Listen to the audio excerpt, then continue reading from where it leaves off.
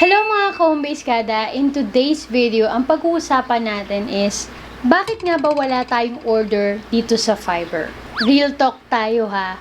Ayan, ni-note ko pa lahat yung mga normally napapansin ko kapag may mga nagbe-message sa akin sa mga ka-homebase kada natin and they'll say, Ma'am Shi, napanood ko yung videos mo about Fiverr, paano mag-create ng gig, yung mga tips mo, pero bakit until now wala pa rin akong order dito sa Fiverr? Kinolekta ko yung mga karaniwang nagiging problem natin and in-apply ko rin sa sarili ko. And honestly, yung iba dito mga na-experience ko din. And I want to be transparent sa inyo para naman mapag-usapan natin and sabay-sabay na tayong mag-grow sa Fiverr. Ilista ko sa notepad ko para maisa-isa ko rin at malaman nyo din kung ano yung mga na-experience ko at kung paano ko siya ngayon hinaharap. And hopefully may matutunan kayo dun sa mga ma-share ko sa inyo para hopefully magkaroon na rin kayo ng orders dito sa Fiverr. So, kung interesado kayo sa magiging topic natin for today, make sure to watch the whole video at maghanda na dahil magsisimula na po tayo as in now na!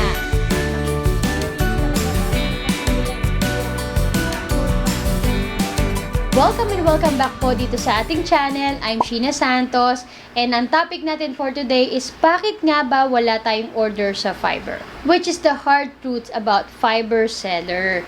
Kagabi kasi ninote ko to. Pero kung meron kayong mga bagay na gustong idagdag or sabihin, ay Ma'am Shi, mali naman yan sinasabi mo. Ay Ma'am Shi, kulang yung sinabi mo. Okay lang, i-comment nyo po dyan. Because I want to hear your side na rin. Diba? Baka nga mali yung iniisip ko. Baka nag-overthink lang ako, nag-overreact lang ako, di ba? So, wala namang problema sa akin. I just wanna know din kung ito yung mga naisip ko at binasi ko sa mga sinabi nyo. Pero kung meron kayong mga gustong idagdag at linawin, of course, just let me know, okay? I'm just a comment and chat away. Ganon. Anyway, so una sa listahan ko ay ito. Bago natin ituloy ang video natin na ito, napansin ko lang na 72% ng ating mga viewers ay hindi pa nakasubscribe. I will appreciate if you will subscribe now for more exciting videos. So, subscribe na! Wala kang skill to offer. So, kung wala kang skill to offer, walang gig na makikreate. And kung walang gig na makikreate, walang order sa'yo, di ba? Kasi wala ka namang gig. Ngayon, ang dapat mong gawin is of course mag-aral ng skill. At hindi basta skill. I would really recommend na yung skill na pag-aaralan mo, kung wala ka man, sabihin natin wala ka naging previous job, pero meron ka naman alam na skill na pwede mo mapakinabangan dito sa pagiging freelancer sa Fiverr, pwede mo yun i-enhance, pwede mo yun i-grow. Kasi, kailangan talaga as much as possible, yung skill na yun ay hindi basta skill, kailangan magaling ka doon. Alam mo na kahit nakapikit ka, sabihin natin hindi ka super expert, but at least kahit nakapikit ka, alam mong gawin yun, di ba? Alam mo mapatunayan sa client na, hey, with this skill, I can help you with those things na kailangan mo, o yung mga problems na kailangan mo, I can help you with this skill. Ganon. So, kung wala ka pang skill, then learn a skill. At dun sa YouTube channel natin, dito, ayan, marami tayong videos dyan na pwede mong isa-isahin and see kung magmamatch yan sa personality mo at kung sa tingin mo, I can learn that skill and I think nakikita ko yung sarili ko na gagawin ko yan for the long time. So, do it, di ba? And then, you can start creating a gig na related with that skill. Ngayon, kung sa tingin mo, hindi mo pa alam kung ano talaga yung mga skills na gugustuhin mo, na overwhelm ka sa mga videos ko sa YouTube, then you can start becoming a virtual assistant. Wherein, as a virtual assistant, parang ang online secretary na patak-patak na mga skills na yan ay pwede mo may offer dun sa mga clients mo as a virtual assistant kanila. Alright?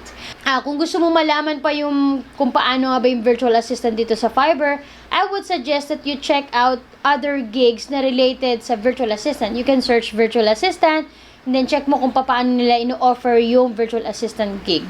And isa pa sa nakikita kong problem dun sa wala kang skill to offer is hindi ka nag-e-effort na mag-aral noon. Kaya nga 'di ba, kailangan mo talagang pag-aralan. Kung gusto mong kumita online at you're looking for a long-term job na mapagkakakitaan mo, especially dito sa Fiverr, then you really have to upskill or learn a skill or upskill na rin. Sabi nga 'di ba, naghahanap ka ng something na tutulong sa'yo and your family to make a living. So, kung tatama rin tayo na mag-step forward and mag-step up, then, wala talagang gig na mangyayari. Wala talagang magiging order dito sa Fiverr kasi wala ka namang skill na ino-offer. Number 2 sa listahan natin kung bakit ka walang order dito sa Fiverr ay walang clicks or impressions. Alam mo yung pinaglalagay ko dito? Di kasi mahanap ka man, hindi appealing ang gig mo. Kulang sa sipa at pang-akit to call attention. Improve your cover photo for more attraction. Ayan. So, ako na mismo nagsulat. Okay. Hindi ka mahanap kasi nga, hindi mo masyadong na-maximize yung paggamit ng keywords. Yung cover photo mo ay hindi impressive. I mean, yung parang gumawa ka lang ng capture ka ng picture na, for example, email marketing. Nagkuha ka lang ng email, yung envelope, di ba? Normally, pag email marketing, envelope, and then nilagay mo sa Canva, ginawa mong makulay, yun na yun. Parang, you have to make sure na yung cover photo mo, yung thumbnail mo, ay makakakot talaga ng attention. At makikita nila on the spot kung ano yung message na gusto mong maipaalam dun sa mga buyers mo, di ba? Then, make sure na yung cover photo mo will already tell what is the service that you are offering to them. And if that service can help them or give them the idea na you can really help them with that skill. Ulit. So, syempre, yun pala, pag nakita nila yung cover photo na yun, wow, okay, so, ikiklik ko to, diba? So, pag klinik nila, tapos makikita pa nila yung description mo, nagmamatch dun sa needs nila. So, it will already create an impression na, gusto ko siyang makausap, ganyan, diba? Malaking bagay talaga yung iyong cover photo. And isa na rin, syempre, kung mahanap ka. And paano ka mahanap kung yung mga keywords mo ay labo-labo or hindi nagmamatch dun sa skills na ino-offer mo. So, kung email marketing, syempre, yung mga keywords na gagamitin mo, yung mga tags, ay dapat naka-mention din dun sa iyong title, sa description, and sa metadata. And pag sinabi naman na paglalagay ng keywords dun sa description, wag mo naman punuin na puro keywords na lang ang nandun, di ba? Kasi you are also talking to a human, to a person. So, talk like human. Di ba? Hindi parang, this email marketing is the, ano ba yan? Puro lang email marketing. Puro na lang ganun. Parang wala nang sense yung pinagsasasabi mo. So, although I encourage you to use keywords, make sure na yung title and description mo ay nakikipag-usap sa tao na nangangailangan ng tulong na related dun sa gigs mo. So, you can maximize the use of the keywords but don't overuse it there. Again, you are talking to a human, talk like human too. So, meron tayong videos about that. Ayan. Best tips on how to get orders on Fiverr. So, check nyo rin yan. Kasi yan, mas in-depth yung tutorial ko about sa paggamit ng mga keywords. At iba pang mga bagay na kailangang malaman. Especially about thumbnails, paano maging searchable, ganyan. So, check nyo yan, ha? Number 3 sa listahan natin is tamad mag-update. Ouch! Kasi personally, ako, ini-encourage ko kayo to update. Kaya lang, kapag honestly, kapag may mga umu-order na sa'yo, may mga nag-i-inquire, minsan, hindi mo na din talaga naiisip na i-update pa yung information mo. Parang maiisip mo na lang siya kapag dumating yung point na parang wala nang pumapansin, wala nang umu-order sa'yo. Pero dapat pala, hanggat maaari, kung may mga bago kang information, let's say, meron kang mga natutunan na related dun sa skill mo, maganda pa rin na balikan mo yung profile mo, kahit hindi sa Fiverr, kahit sa labas ng Fiverr. Let's say, meron ka sa LinkedIn, sa Upwork, or yung website mo, kung meron ka, Google Sites, yan, balikan mo din to update. Kasi nangyari talaga sa akin yan, na chinek pala ako ng isang buyer, chinek niya yung information ko sa labas, nakalimutan ko i-update. So, natanong niya ako doon, and alam mo nagulat na lang ako na parang sa loob-loob ko, ay, teka, hindi updated yun. Parang ganun. So, sabi ko na lang, I have more updated information dito sa Fiverr account ko. Ganyan. So, something na gusto kong ma-remind kayo kasi nangyari talaga sa akin. So, mas maganda na, especially kung wala ka nagiging order dito sa Fiverr, mas maganda na balikan mo, di ba, nag-aral ka, nag-upskill ka, nag-aaral ka ng mga skills, nagdagdag ka ng mga information about you, then make sure to go back to your profile dito sa Fiverr and update it. Kasi, Kailangan talaga yan. Makaka-relate kapag nangyari sa iyo yung sinasabi ko, may gulay. Parang tindahan lang din yan. And di ba sa Fiverr, para tayo nagtitinda at ang tinitinda natin ay yung ating mga gigs. So, hahayaan mo ba na yung mga tinda mo, yung pala na-expired na, di ba? Yung mga chichirya na tinitinda mo, pa-expire na, hindi mo alam. Tapos, inaalikabok na pala, hindi mo mala napupunasan. So, same goes with Fiverr. Kailangan natin na i-make sure, so, sama ko na yung sarili ko, kailangan natin na i-make sure na updated yung mga tinda natin and even yung sarili nating informasyon. So, dapat updated. Alam mo ba yung sinabi ko dito? Same with Fiverr. Huwag mo hayaang langawin lang ang tinda mo, lalo't ginto ang mga pwedeng maging katumbas niyan. Oh my God! Wow! Oh, di ba? Nakalimutan ko sabihin kanina. Yon. Therefore, sa listahan natin kung bakit tayo walang order sa Fiverr ay hindi natin na ma-maximize yung mga Fiverr features. Isa na doon yung Fiverr video. Ako kasi, nung una, meron na akong Fiverr video talaga. Kasi ginamit ko yon. Ito yung video na yan. Hello my dear clients, I'm Sheena Santos and I'm your email marketing and automation expert who will help you in setting up your forms, list, email campaigns, email series, and even email. Kaya lang pinalitan ko kasi nga nag-apply ako as a Fiverr Pro seller dito, 'di ba? And nung napalitan ko, meron kaming kailangan i-submit na bagong video sa kanila. So okay na 'yon. Ang problema is nung naglagay ako ng mga bagong information about as a Fiverr Pro seller, hindi ko na nailagay yung video na yun dun sa aking account. Hindi ko na naalalang ilagay. Ito yung video na to. Ayan. To level up their email automation. Yet, I know it needs learning curve and you don't have so much time to do it. I understand that there are more important things to do. You have a business to run and you have a life to live. Parang ang lungkot ko nga eh. So sabi ko, gagawa ako ng bagong video, which is another set of video for that, para malaman nyo kung paano ba mag-create ng video dito sa Fiverr, paano mag-upload, etc. So kung gusto nyo ng ganon, just let me know in the comment section ha. So yun nga, malaki kasi rin yung maitutulong ng Fiverr video. Meron client na nagsabi sa akin before, naalala ko is, sabi niya nakita ko yung video mo. Yun yung unang video ko pa, hindi pa ako pro. Sabi niya, nakita ko yung video mo and natuwa ako kasi yun nga, nakita niya kung paano ko magsalita, kung paano ko dinideliver yung order ko, yung ganyan. Yung mas nakakuha siya ng information about me through my videos. Mas nagka-interest siya doon. So, which is something na nung nakita ko yung lumang video ko, sabi ko, ala, hindi ko pala nilagay yung video ko.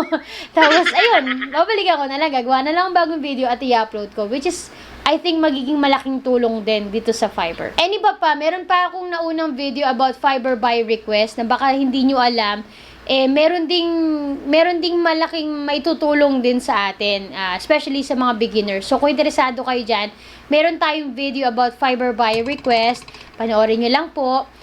Kunyari, nag-send ka ng offer at ikaw yung in-approve ni buyer para do sa request na yon, ikaw yung na-approve, na-deliver mo. Syempre, merong kapalit yun na, diba, yung bayad sa'yo at yung review. So, malaking tulong din yun sa iyong profile dito sa Fiverr, diba? The more reviews, the more good reviews and feedbacks, the more na mas mapopromote ka at mahanap ng mga clients. At, syempre, sa'yo sila mag-o-order, diba? Malaking chance na tumaas yung credibility natin at level dito sa Fiverr. Sa feature na pwede nating i-take advantage dito sa Fiverr ay ang pag-create ng additional gigs.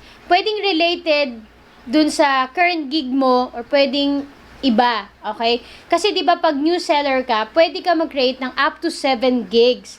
And then kapag tumaas na yung level mo, pwedeng madagdagan pa yung number of gigs na maki-create mo sa Fiverr. And yung iba pang feature. So, kung meron kayong mga gusto pang malaman, i-check niyo lang po yung mga help section ng Fiverr. Iba kasi yung marami rin tayong nalalaman about Fiverr, updated tayo, 'di ba? Parang sa buhay-buhay ng tao. Pag interesado ka, inaalam mo talaga. Sa isa mo yung mga information about sa crush mo, sa BTS, ganyan. 'Di ba? Inaalam mo yung mga information about them kasi interesado ka. So ganun din. Apply natin yung ganon sa Fiverr para makatulong yon sa ikauunlad ng ating buhay. Next sa listahan natin ay kinopya lang ang gig sa iba. Kasi marami tayong videos, 'di ba, about Fiverr. And doon nagpapakita tayo ng mga iba't ibang gigs na pwede mong pagkakitaan. Especially kung beginners ka. Okay lang naman yon kung, di ba, ma-inspire ka, gagayahin mo, gagawin mo sa sarili mo. Kaya lang, make sure na alam mo din yung, nag-research ka din talaga about that. Hindi lang yung basta na-encourage ka, sabi ni Ma'am, background removal. Mukhang maganda kitaan, mukhang madali lang, pindot-pindot lang, click-click lang, meron ka ng makaka-remove ka na ng background. Yes, yun yung idea nung gig na yun. Pero, syempre, aside from that, ano pa yung mga dapat mong malaman? Baka sakali, hindi lang remove.bg, baka yung ibang client, ang gusto nila, through Photoshop pala gawin, or through Canva, ganyan. So, alamin mo pa yung iba mo pang pwedeng gawin to offer that service, okay? Para hindi naman nalilimit yung sarili mo lang dyan. And syempre, dahil nga marami ring nakakapanood ng videos natin, marami din ang gumawa nun. So, mas maganda na instead na mag-stick ka lang doon, maghanap ka pa na iba pang gigs na related sa personality mo din at sa tunay mong skill na alam mong makakatulong sa'yo to survive for long term dito sa Fiverr. Kasi hindi pwedeng madali lang or yung mga simple lang. Kasi remember, hindi lang ikaw ang magiging seller dito sa Fiverr. Ikaw at iba pang mga tao sa iba't ibang part ng mundo na merong access sa Fiverr ang maaring makagawa ng ganong gig. Kasi yung iba, nakikita ko merong mga data entry type ng gig na tinuturo. Okay naman, data entry. I have nothing against with data entry. Kaya nga lang, minsan kasi naghahanap na lang tayo ng mga madali ang kita Kapag gano'n kasi na marami ang gumagawa, mas malaki yung chance na matabunan yung gig mo. Which is isa sa nagiging problem ng mga ka-home-base kada ko na nanood ng videos ko. Yun na yung, doon na sila nag-stick sa mga gigs na sinabi ko. Especially in data entry. Kasi nga, ang thinking natin is madali yun, di ba?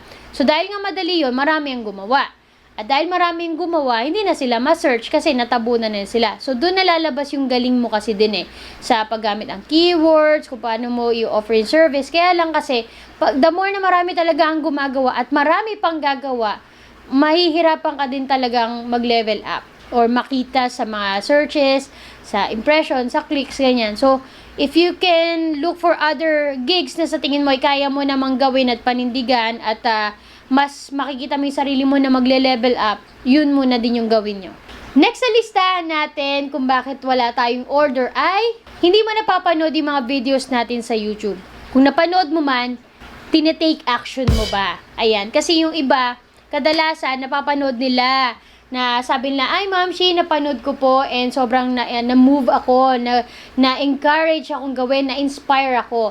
Pero ang tanong, ginawa mo ba? Did you even apply those tips na shinare ko? Kasi kung ginagawa mo yon at you're continuously growing yourself and yung ini-improve mo yung profile mo, I'm thinking na either hindi lang talaga ito yung skill na para sa'yo or hindi mo naman nasunod ng maayos yung mga tips na shinare ko. I'm not saying na sobrang galing nung shinare kong tips, but I hope at least nakatulong yun sa'yo. Kasi nakatulong yun sa akin. So, maaring baka yung skill na ginagawa mo ngayon ay hindi naman talaga yun yung skill na para sa'yo.